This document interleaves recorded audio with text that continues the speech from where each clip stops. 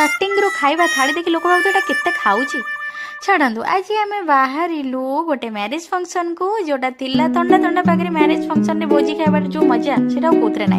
Finally दास बाबू मु आमर whole family बाहर गोटे मैरिज फंक्शन को फाइनाली आम जैसे पहुँची गलु।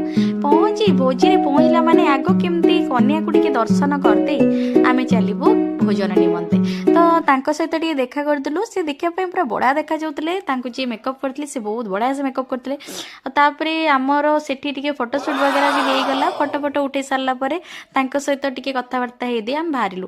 ठीक बाहरला समय नजर पड़ा जाए जैग उपर बाप रे पूरा रेडी होगी पूरा गजरा लगे रेडी।